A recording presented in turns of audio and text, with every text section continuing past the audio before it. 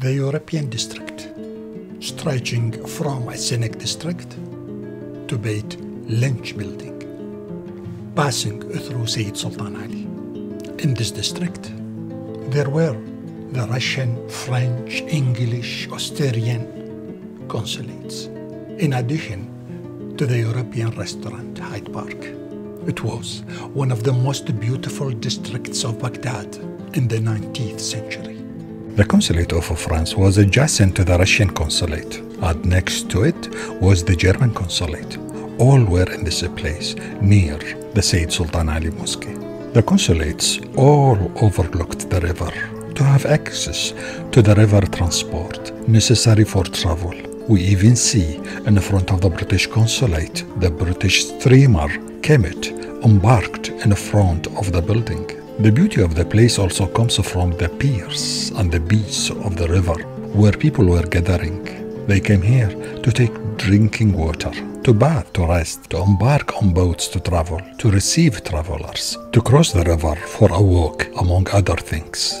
And this area remained important even after the consulate moved out of the ancient city of Baghdad and turned into embassies. Many buildings have been transformed into the first-class hotels, including the house we are talking about today, which was adjacent to the mud bridge, Al-Ahrar, located north of the Sayyid Sultan Ali Mosque. This house was transformed in the 1930s into the Riverfront Hotel. This applies to other hotels of this type. And here you'll find Mosque Sayyid Sultan Ali as well as Sharia Sayyid Sultan. The house of Ohanis was adjacent to the Model Ahrar Bridge, next to the German consulate.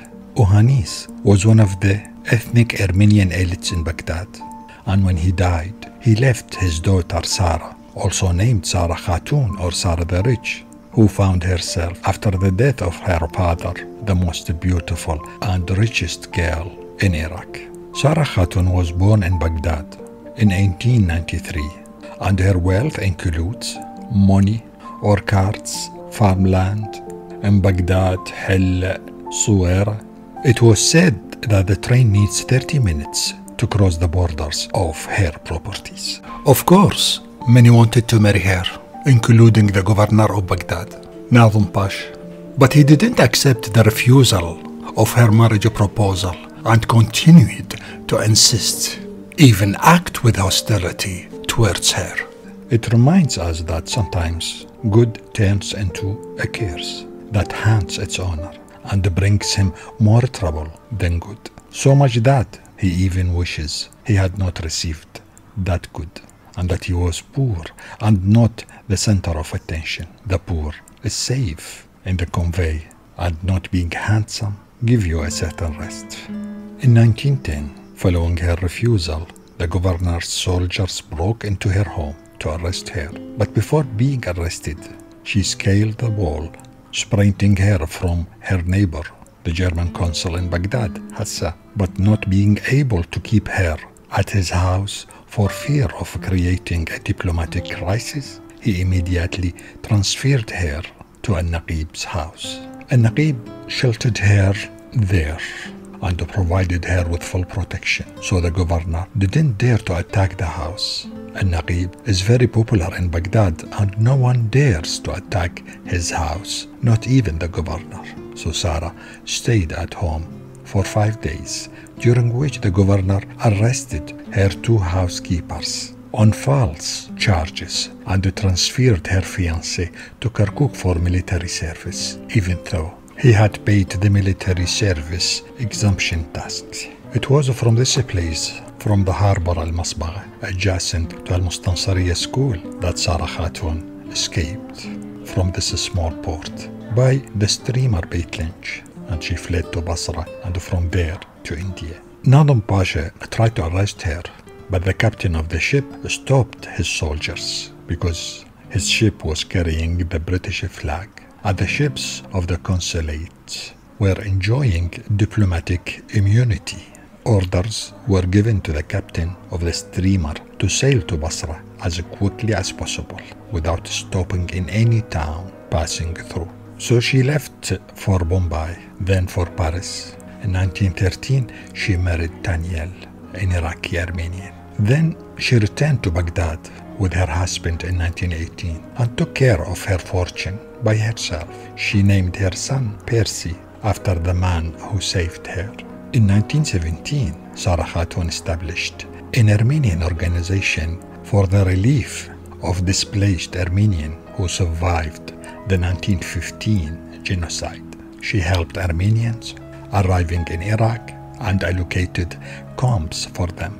In 1937, she distributed land to the Armenians in exchange for little sums of money, and the camp turned into an Armenian quarter, Camp Sara. It still bears her name. Sara Khatoon ranks first in the list of benefactors in the history of Armenians in Baghdad.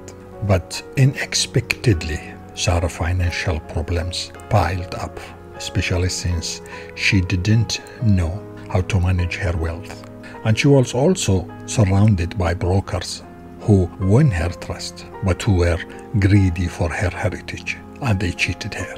Taxes piled up on her, and little by little, she lost everything she owned, even her house.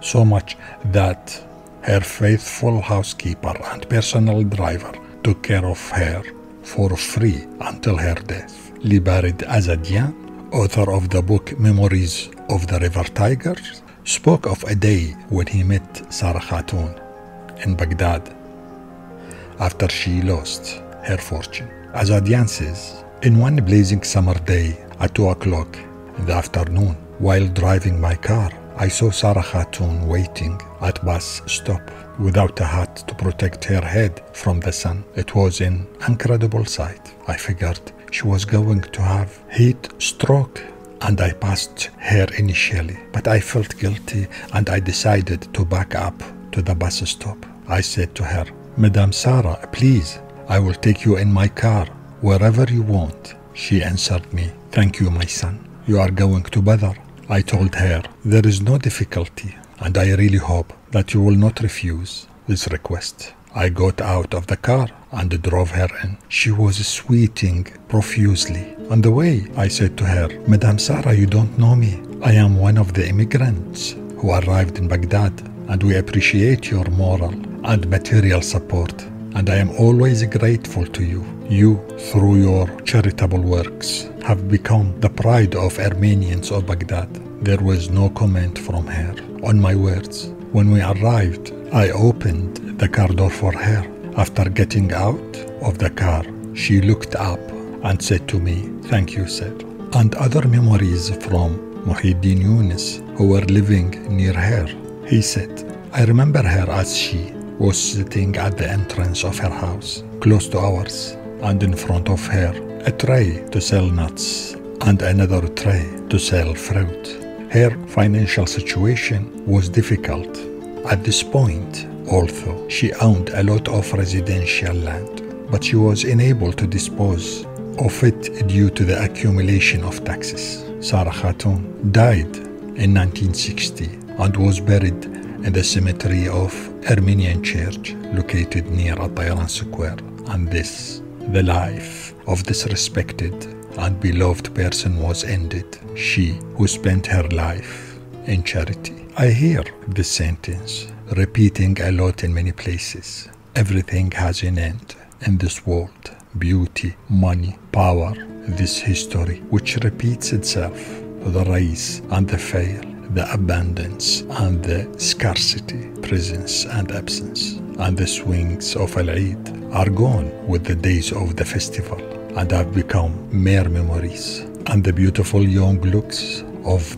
those beautiful eyes become, over time, vague and weak looks behind thick glasses. That's life, and maybe that is its aesthetic. The train of time takes us and drops us off at a station that we don't know, but which is written on the ticket in our pocket.